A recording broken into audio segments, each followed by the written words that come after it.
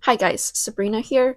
It is 12 a.m. where I live right now, but I need to make a very quick and emergency rant about why it makes no sense for spiritual people to be broke. So if you're a spiritual person in 2024, I'm sure you're aware of the new age spiritual people who are encouraging others to give up on their worldly pursuits, who has already given up on their worldly pursuits themselves, and they're encouraging other people to not lean into their material goals. But when you really think about it, asking people who are not born rich, like the Shakyamuni Buddha, to give up on their worldly pursuits in order to pursue a more spiritual path doesn't really make sense, and it go against some of the spiritual lessons that people need to learn on earth. Because a huge lesson that lies in spirituality is the ability to detach. And when you ask someone who don't already own much material possessions to completely give up pursuing anything material in order to become more spiritual, it just doesn't really work out because what do you have to detach from? Also, detaching from a bank account with $2,000 and detaching from a net worth of 20 million are two very different lessons. Just think about it. The great Buddha had to detach from a life of wealth and luxury as a prince in order to become enlightened. So, average people like you or me have nowhere near that amount of wealth to detach from.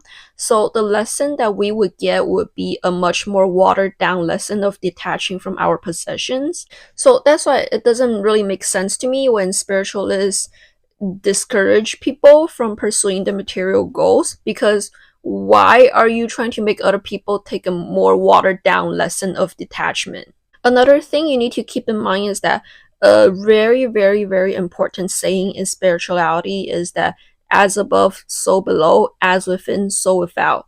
So if you're spiritually abundant internally, it's gotta show exteriorly. That doesn't mean that every single rich person is internally spiritually abundant. I mean, just look at all the corrupt politicians and, P. Diddy. But on the other hand, you need to know that the Dalai Lama amassed 150 million US dollars of net worth total. The Pope, as controversial as he technically has 50 million net worth with him right now. And I will also argue that Tony Robbins is also a spiritual leader of some kind, even though he's not like your traditional spiritual leader because he's not a religious figure. But the purpose he serves to the world is very much similar to what a spiritual leader does. And he has a net worth of $500 million. So just imagine how hard the lesson of detachment from materialism hits when these people are detaching from their possessions. Also, the most successful feng shui master I ever worked with, he told me that he has never worn shoes that cost lower than 500 US dollars. And he was someone who was also born rich. He was born a Nepo baby, but he has to slowly learn to detach from his possessions by giving away a lot of his wealth to people who are truly in need of help. But at the same time, he's still using his knowledge to help himself and help other people earn more money. And it just makes sense to me that when you're truly spiritually in tune with the universe, you would also be in tune with the flow of money because that is a part of the universe. If it exists, there's a reason why it exists. So let's all stop demonizing things like material possession and money and just let people pursue whatever it is that they want for themselves.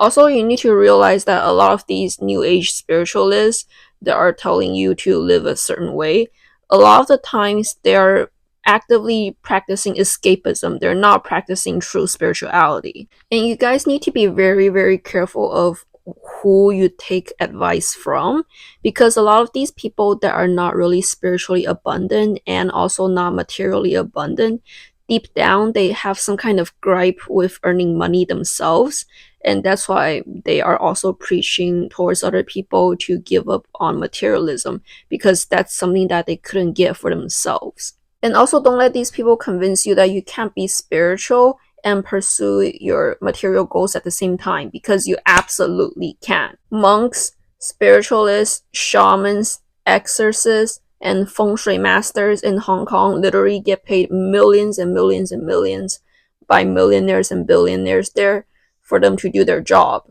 Now, remember that if you're a truly spiritual person and you truly developed your spiritual gifts can absolutely bring you material abundance.